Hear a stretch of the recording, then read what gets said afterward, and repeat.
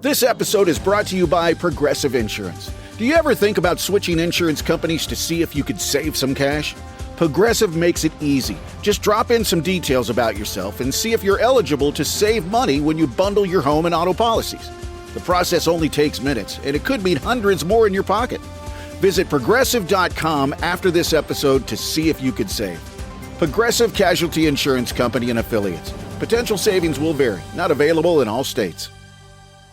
This podcast mentions suicide and may be triggering, so please listen accordingly.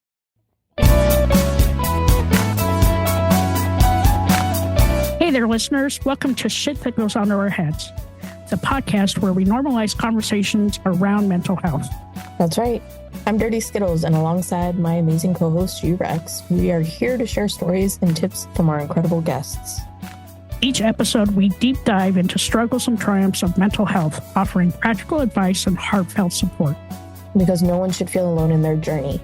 Join us as we break the stigma and build a community of understanding and compassion. Tune in and let's start talking about the shit that goes on in our heads. Three, two, one. Welcome back to another episode of Shit That Goes On Our Heads. I'm here with the amazing Dirty Skittles. And today we have an amazing guest, Lisa. I'm so excited to have you on the podcast. Welcome. Thank you. I have been waiting all day for this moment. I love this. I'm serious. I'm being absolutely dead serious. You know I'm being serious. That's what scares me. I know. See, when she laughs, nobody can hear her. You see her laughing. Mm-hmm. I know. That's right. I didn't even pay attention to that. See, we can see her. Yes. We know that she's going to fall off her chair. Yeah. No, she's fanning herself. No. See, this is what happens. And then I feel the need to narrate. Yeah, I'm glad one of us is going to do it because it's too funny what we're seeing right now. You guys are jerks. I love you, though. I'm so excited to have you on the podcast. And you know, Dirty Skills didn't get to listen to the pre-interview because I don't think I recorded it. But, you know, my bad. Tell us about you. I can't wait. So I don't even know where to start. Like, where's the jumping in point? So I'm a lot of different things. I'm here just north of Boston. We were talking about this in the green room, that I'm here in Salem in Massachusetts. I grew up in a teeny tiny little harbor town, Marblehead. Dirty Skittles knows it very well. It's her second favorite place in the world. And I have two daughters. I have two grown daughters. One lives 4 miles away. One lives 7,000 miles away in Japan. Married the guy I fell in love with in high school. And we've been together ever since. We're almost 32 years married. And as far as work is concerned, what I do involves a lot to do with suicide awareness and prevention, mental health awareness, mental well-being, grief, loss. I'm a mental health advocate. I'm a crisis counselor with the Trevor Project. I'm a support group facilitator for survivors of suicide loss through Samaritans. I do a lot of work with a lot of different mental health platforms like American Foundation for Suicide Prevention and same here, Global. And I am the new founder of a brand spanking new site, platform, whatever you want to call it, directory. It's called the Help Hub.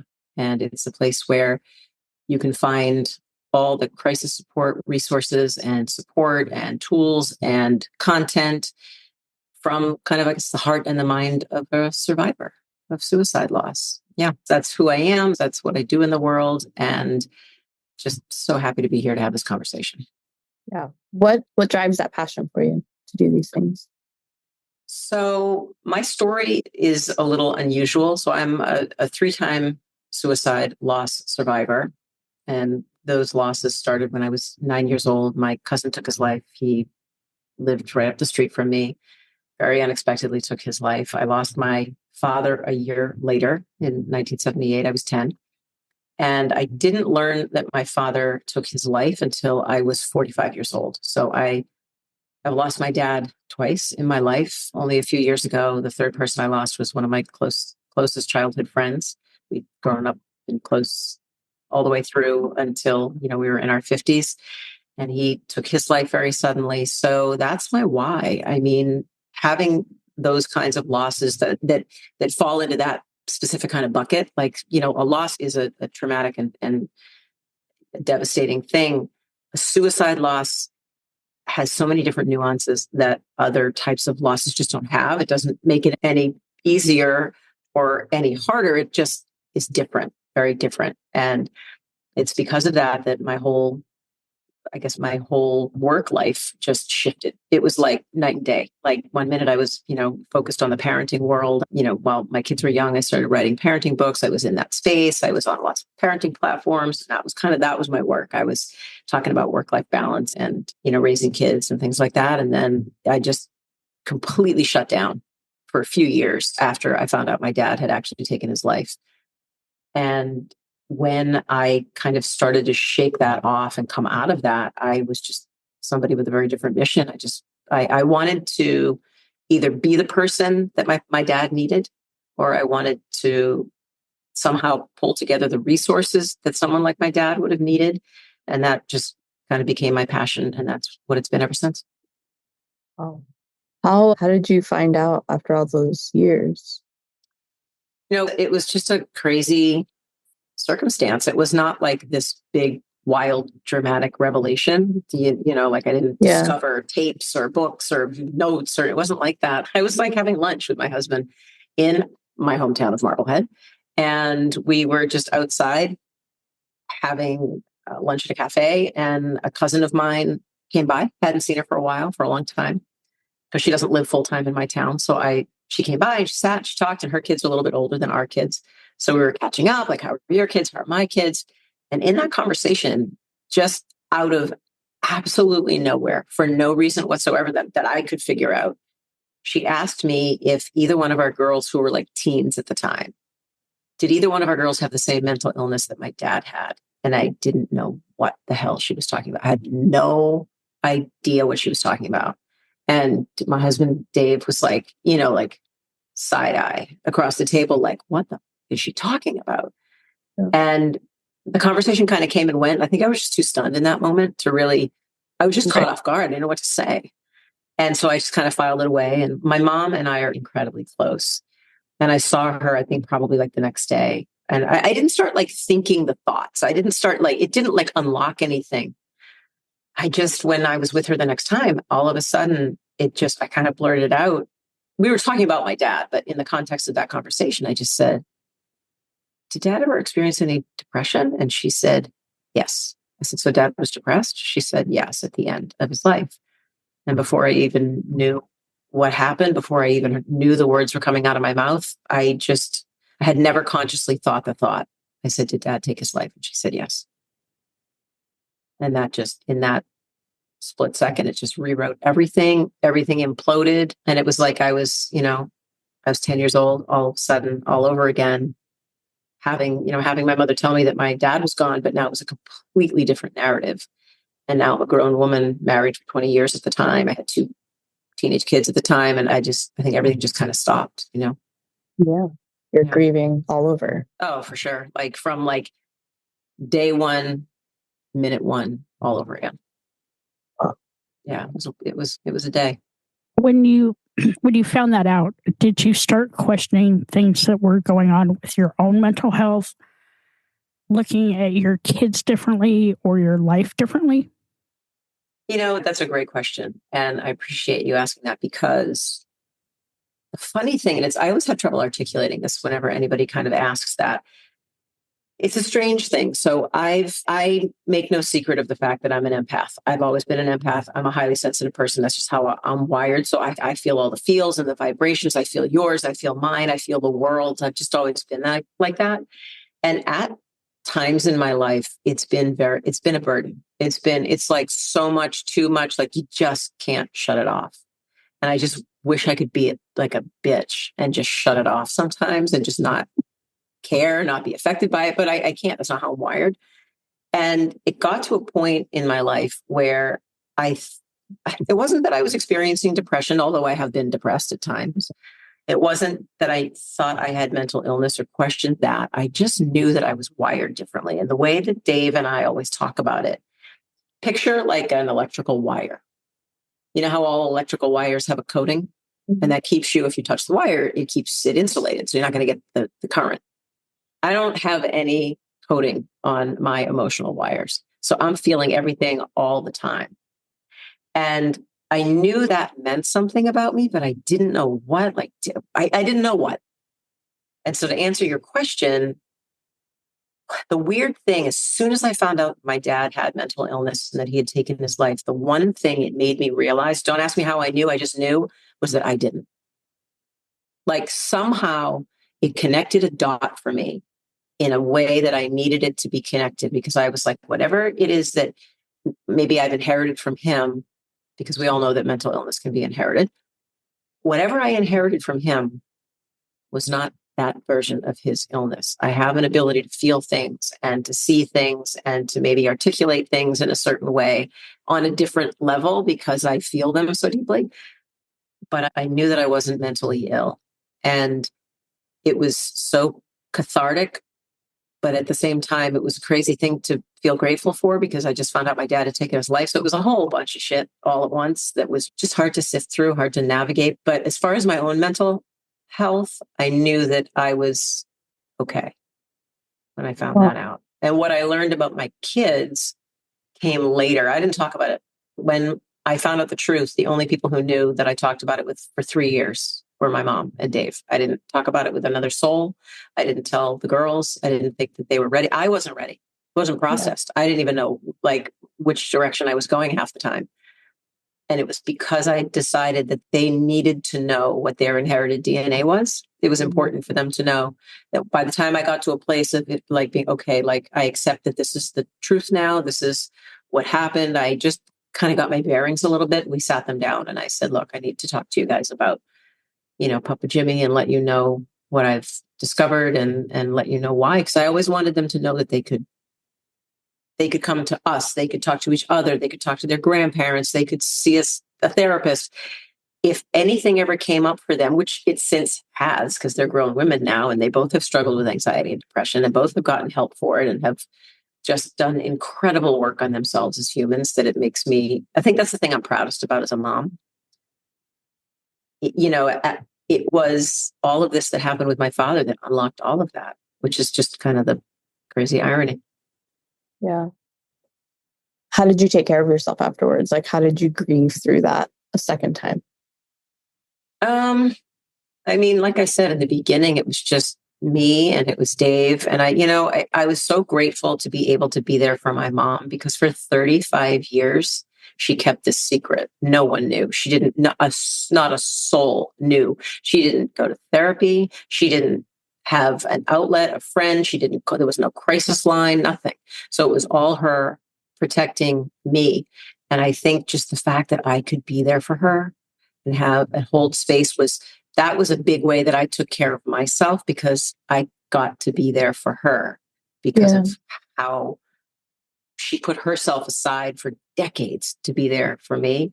So it was us really having all sorts of incredible, we've had like one long conversation for 11 years. It hasn't stopped. We talk about it all the time in every possible way. She's been on podcasts with me, which has been just the most incredible experience.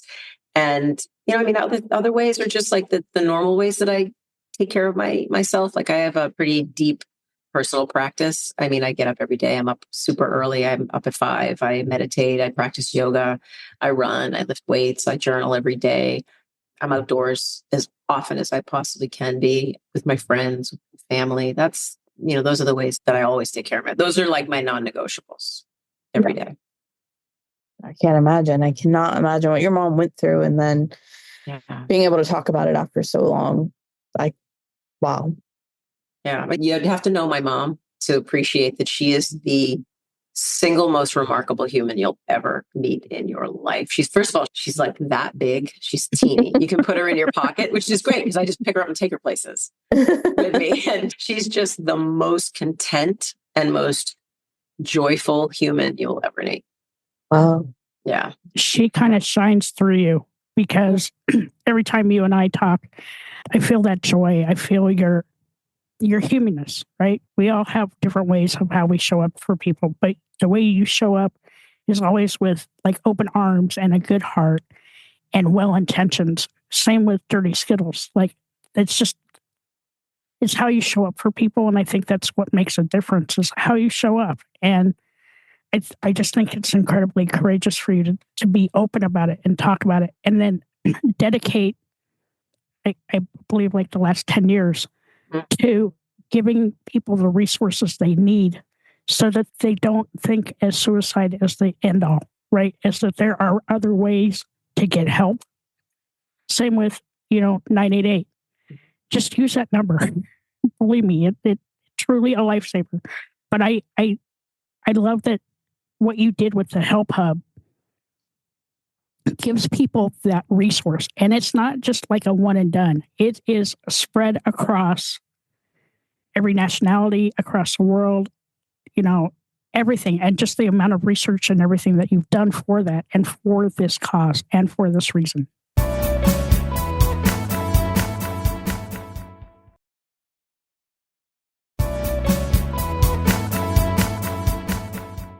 Just deeply appreciate you saying all those things. And, it's the same reason why you're doing what you're doing, why you're both doing what you're doing. Like, we're all elevating each other. We're all working toward the same thing. We're just trying to normalize the things that we've been taught not to be okay. And, we all find our lane, and we all find the way that, we can do that best. And I just was talking the other night with Dave, with my husband, about this, saying that, I will do this forever. This is the thing. Like, I found my thing.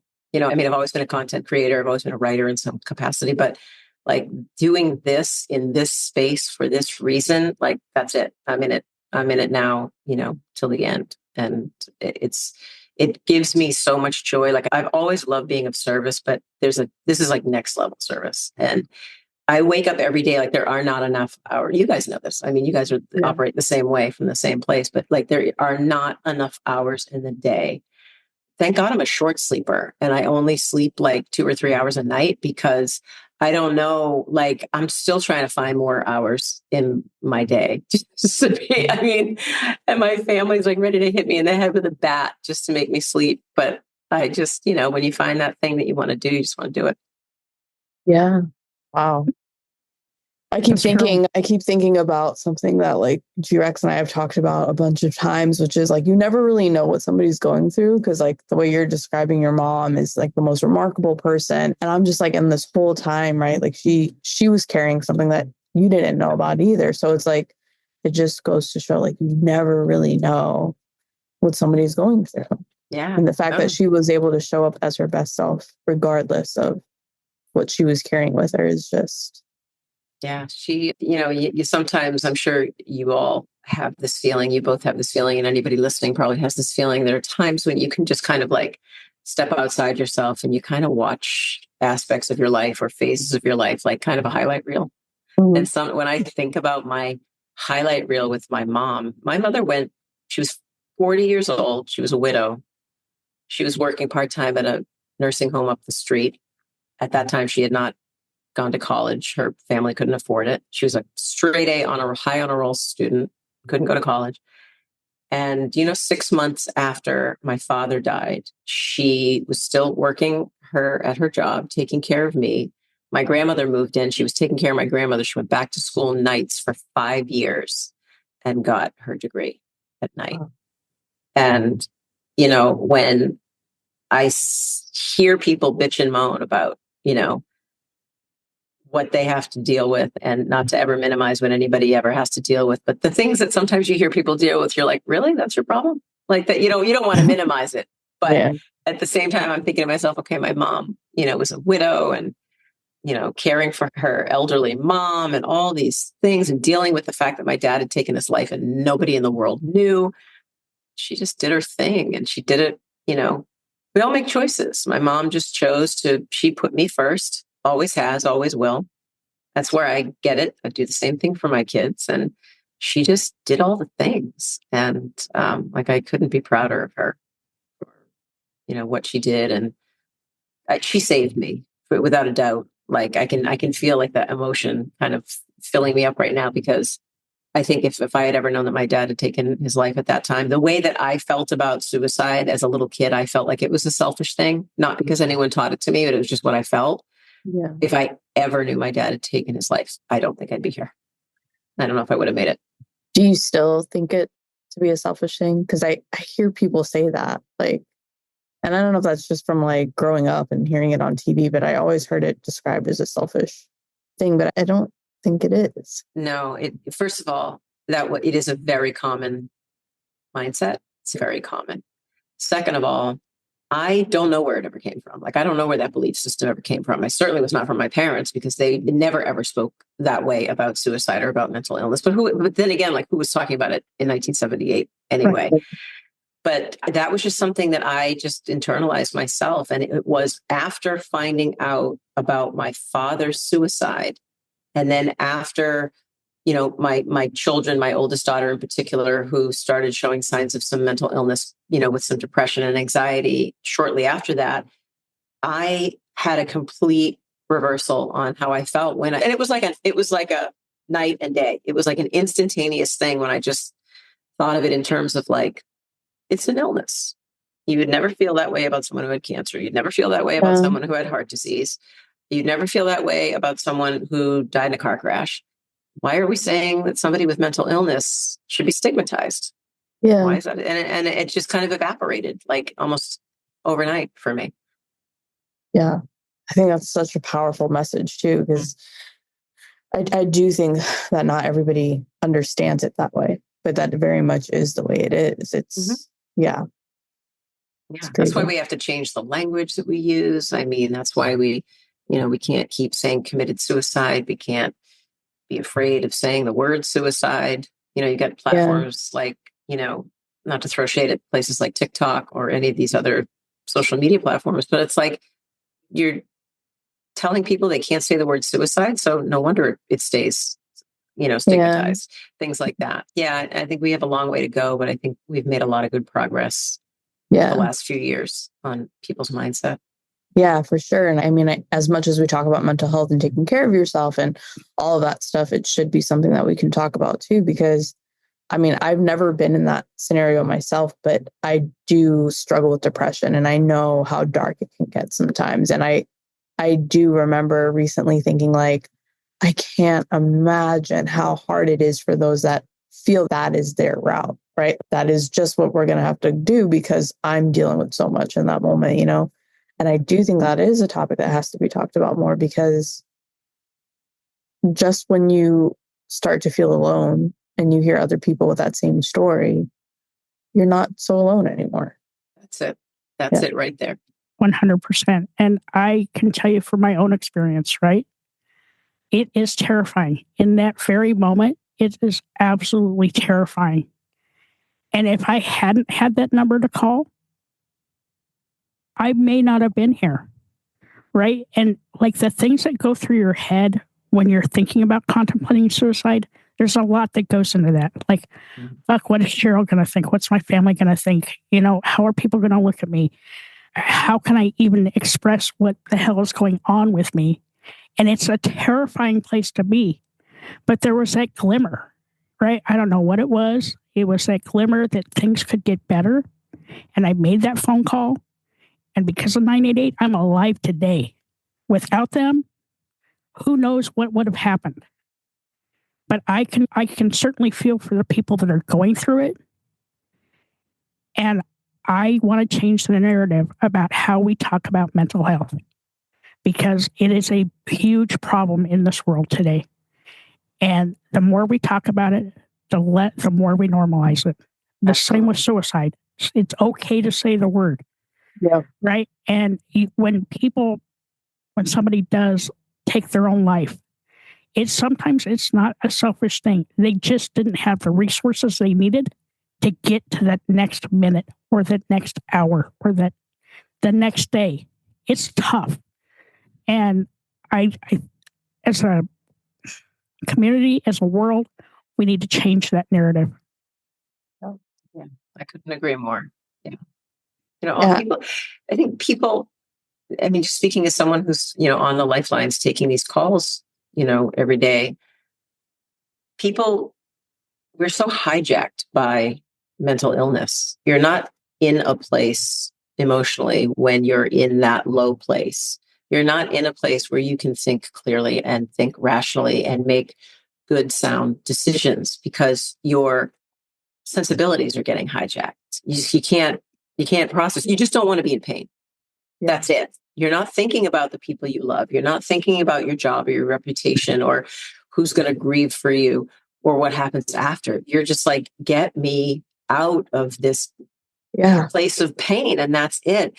And so I think, what you're saying is so true about like people forget that there's another side. Like you won't always feel the way you feel right now. As low and shitty as that feeling is, you will not always feel that way. Yeah. And that's hard to remember, right? Like it's weird because like something that brings me comfort, like when I'm feeling very overwhelmed, is knowing that everything is temporary and nothing is permanent. Mm-hmm. But even though that brings me comfort, knowing that I struggle with depression, there are times where it doesn't feel like it, right? Like it feels like, how could this possibly be temporary? It's so heavy.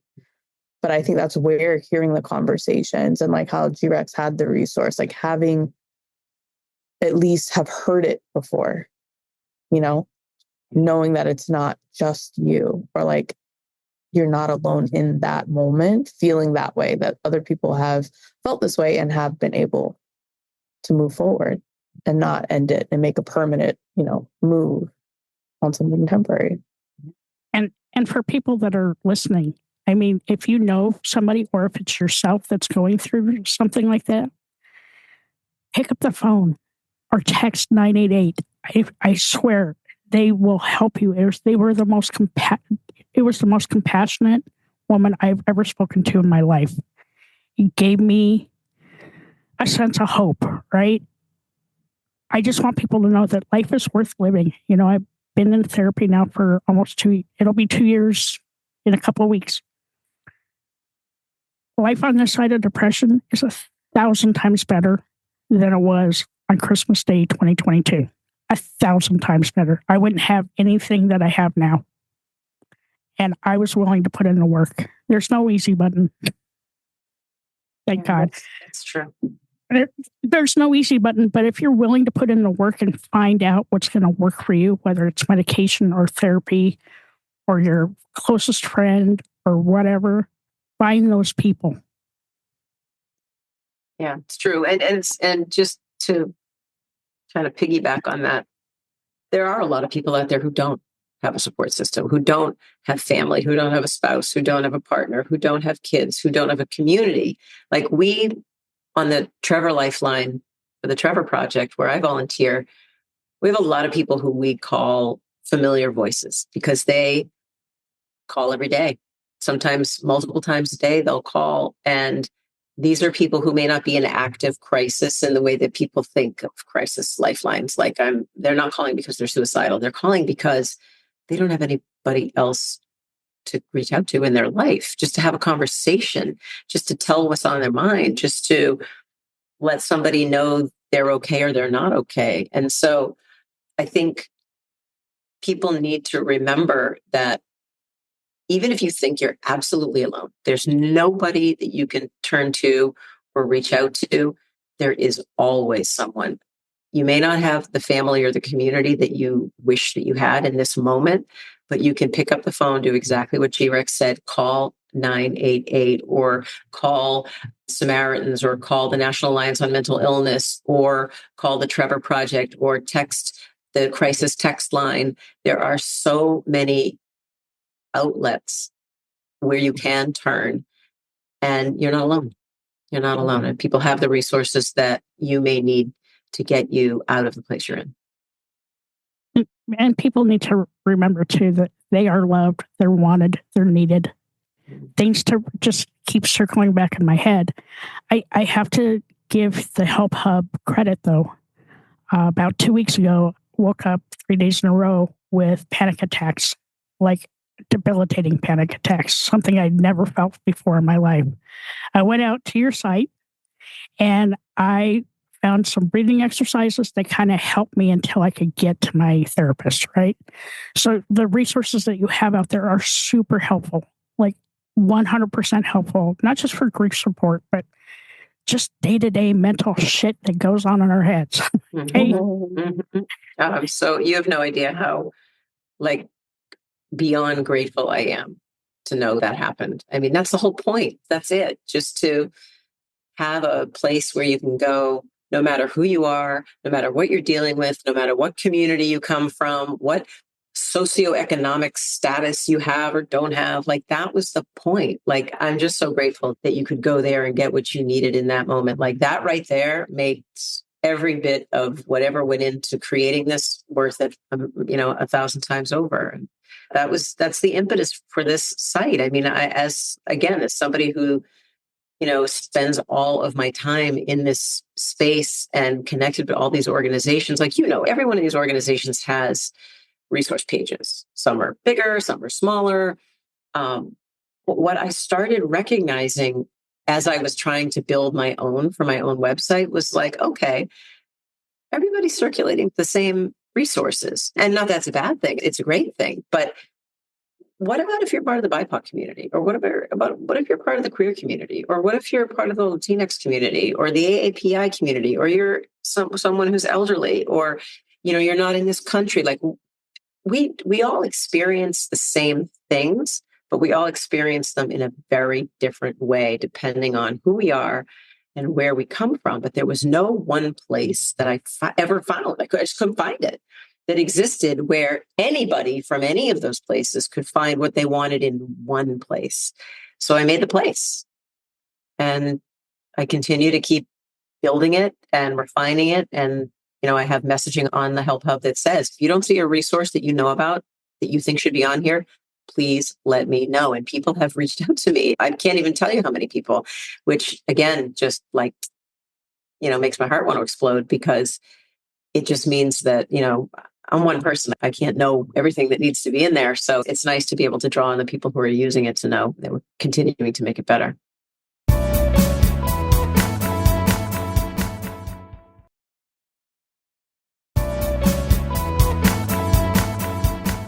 I love this. I love you so much. And I love everything that you're doing and that we're all doing, right? We're here to open people's eyes and ears to what's going on in this world and let people know that they're not alone. You're never alone, ever. Mm-hmm. But I also love the fact that you have international numbers on there, because over the last, I'm going to say, probably 4 years, those numbers have been starting to pop up more and more frequently, which makes my heart happy. I will tell you, in the last 2 weeks, here in the state of New York, I've seen commercials for 988. And I will tell you that in the past year, probably hadn't seen one commercial. I've now started seeing them a lot more since Thanksgiving up until now. And that warms my heart. I told you when I went into that store, so I didn't know about 988 till I learned it from you. And when I went into that store that day and I saw shirts and sweatshirts that said 988, you're not alone, I was like, holy shit. Yeah, that's amazing. It's happening. Yep. Mm-hmm. We've had a big advertising campaign here within the Commonwealth of Massachusetts where they're pushing 988. It's on buses, it's in train stations, it's, on all of our TV programming. And it's amazing. It's, little by little, it's getting out there. And I felt like, I didn't want to just make this platform, the Help Hub, something for those of us who are here in this country. Like, we're in a virtual world. It's a very small world now that we live in.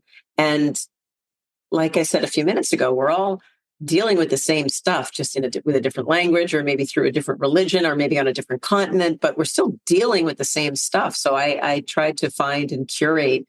I think I have like 175 different countries on the list on the Help Hub, where you could be in Uganda and look it up and find the crisis number in Uganda, or in Finland, or in the UK, or wherever you may be in the world. And I just think it's so important, like that one thing, whatever your version of 988 is, like that can be the difference between someone. I don't want to put it in these blunt terms, but we kind of need to. It could be the difference between somebody living and dying. Yeah. And I mean, G-Rex knows that. She knows that. And you're like the poster child for that, because it was because of that you're sitting here right now. And I don't think we need, a stronger example than that. Yeah.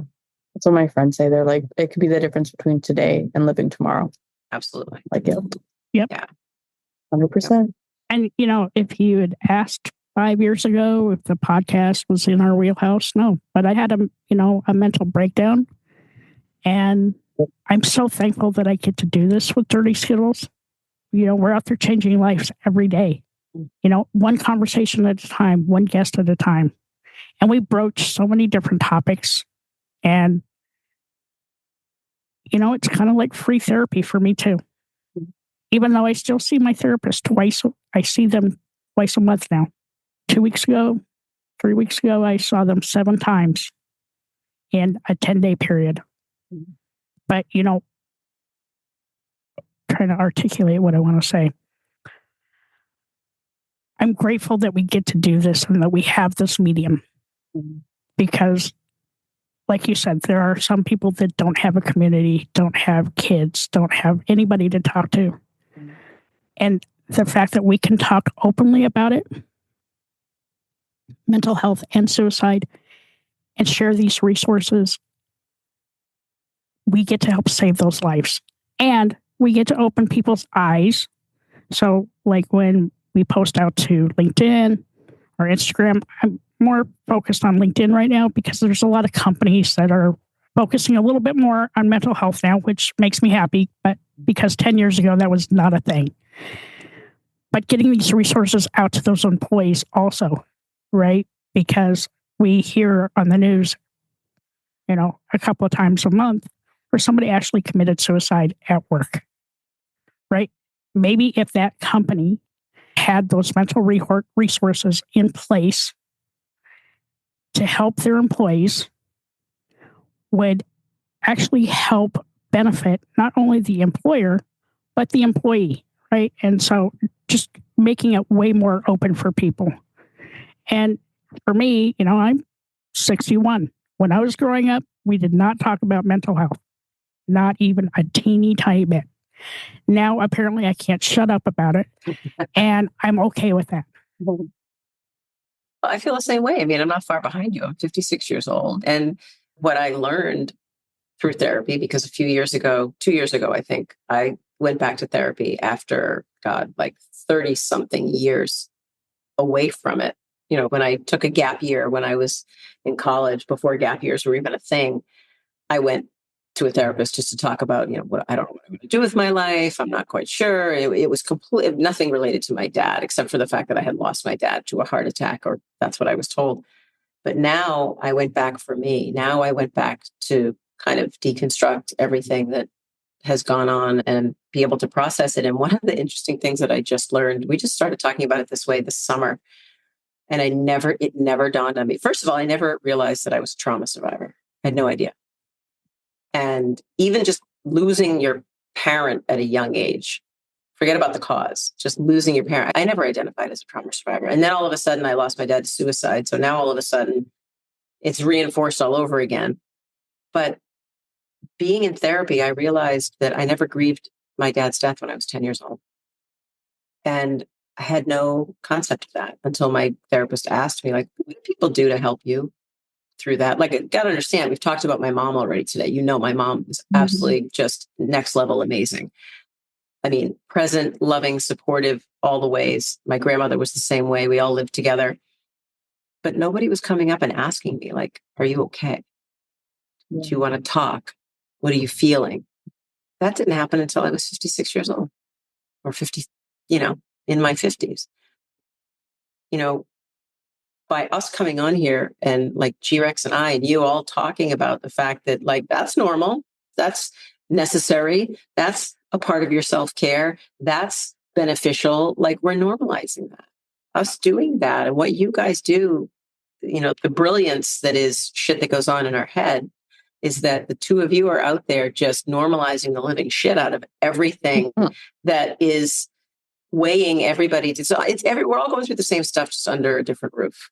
And you're out there talking about it in a way that makes it safe to talk about it. It's beautiful to see the work that you're both doing, and the impact that you're making. I binge watch and I binge listen. I'm on the treadmill listening to you guys now, the back episodes. And it's powerful and it's important and it's changing lives. If the day you fall off the treadmill after listening to us, I don't want to hear it. I will sue you. Now we need to have a message after disclaimer. Or before each, disclaimer before each episode. Do not do physical activity and listen to the show. No, we are not to be held liable for anything. All right. So I have a couple of questions for you. Okay. Today, what do you do for self-love and self-care now? I do the same things that, we spoke about a little earlier in terms of like self-care practices. That is, that's kind of my baseline. I do all of those things on the regular because I need to move my body. I need to journal so that I get what's in my head out of my head and into a place that helps me process. I think honestly, like one of the things that I do now that we didn't talk about that I never, ever used to do was to maintain boundaries. I never say no, almost never, ever say no, which can be a good and a bad thing. But what I've learned is that when you're constantly saying yes to everybody else, you're not taking yourself into consideration. You're not giving yourself, you're saying no to you. And you're maybe denying or avoiding what you might be needing for yourself. I've worked really hard the last couple of years to really prioritize what I need. Like, if I maybe can't do something for someone that I would love to be able to do, but maybe I don't have the time or I don't have the capacity, or maybe sometimes I just like don't want to because it's going to be really like maybe too emotional. I never used to say no. And now I actually do. And that has been, I think, one of the biggest areas where I think I've grown myself. I know my kids see it. I know my husband sees it. I know they're incredibly proud of it. I'm incredibly proud of it. And it's taken a lot of work because it's not my nature to do that. But I feel a lot freer. I feel a lot more balanced and centered. And I've realized, like, you take on this mentality, where I did, where it's like, well, I have to be there to help. If I'm not, who's going to be there if I don't? But the truth of it is, people will figure it out. Like, if I can't help, there will be someone else who can help. And, I have to keep reinforcing that. I have to keep reminding myself of that. But that's a big thing that I've done for myself in recent years to really care for myself. Just kind of like honor where I am. The biggest thing that I do now is just like, I'm in my feels, whatever my feels are. I'm there. If I'm low, if I'm like high or, maybe a little kind of ambivalent, I let myself ride it. I'm just like kind of surfing all the time, and I seriously, like, it's a silly image, but it's the truth. I just kind of surf the wave wherever it goes and just kind of try and stay on the board. I was going to say, you stay on the board. And if I don't, then I crawl back on. Yeah. If me, I'd be still trying to crawl onto the board. I haven't left the shore yet. I'm still, I'm back there with the snacks and the umbrellas, guys. Look, that's a good place to be too. Trust me. Believe me. All right. I have another question, and I think Dirty Skittles has a question. What is your favorite word? My favorite word is impact. I love the word impact. I'm going to show you. I never show this. No one ever asks me. The first person that's ever asked me that. I have a bracelet on my wrist with a word, and the word is impact. Because I feel like we all have the capacity to make an impact in this world. We're not alone. We're not alone on this planet. We're not supposed to be alone. We're not supposed to go through life alone, which means that we are supposed to be able to, I think, support and reassure and love each other. And part of the way we do that is to make an impact, or part of the way I believe we should do that is by making an impact in whatever capacity we have the ability to do it. And I found my sweet spot. And this is the place where I believe my lived experience and, what I've gone through in my life has to have a purpose. Like it has to have a purpose. So that's my word sign. And I just want to keep making that impact. Okay. So now what's your least favorite word? Wow. That one I wasn't prepared. I wasn't prepared for either one, but I definitely wasn't prepared. I think the word but. I don't like the word but because it Not like negates everything. BUT or No, I like butts. I can't lie. No, the word BUT. I feel like when we say that, like when you apologize, I'm so sorry, but yeah. or I really want to do that. Yeah, I'm super, super pumped. But, I just feel like it just strips away whatever you said before you said the word but. Mm-hmm. So I try not to use it. So if I say the word but, I will give you 25 cents. Everybody rewind. No, I'm just kidding. Going forward. Yeah. Going forward. Okay. Yes. Don't try and scam me, Dirty Skills. Way to go, Dirty Skittles. Love Way it. to go. Not my We first were all rodeo. thinking it. We were all It's thinking not it. my first rodeo, kid. Love it. All right. Okay. What you got? If you can go back in time to give yourself some advice, oh boy, what would you say to yourself? And how old are you when you go back in time? I am 10 years old. Oh man, I will probably I don't usually get emotional. I'm such a highly emotional person, but I have this weird capacity to not be emotional when I'm on podcast interviews, but I just felt the wave just like crash against me. No, it's good. It's good. I'm in it. So I would tell myself to be exactly who you are and what you are, no matter what you think you should be or should do or should think. Be who you are to your core and don't worry about what that means for anybody else because it doesn't matter to anybody else. That's what I would say. Love that. Thank you. And that did not use the word but a single time. No, you did not. To date, what would be the hardest lesson you think you've learned? That the people we love the most will not always be here. And I struggle with that every single day. I really do. Because as someone who learned way too intimately at way too young of an age what it means to lose people that I love, like I've lost forget about the people I've lost to suicide. That's its own bucket. I've lost grandparents, aunts, uncles, cousins, friends. So I've been accompanied by grief my whole life. And it's a strange companion to have.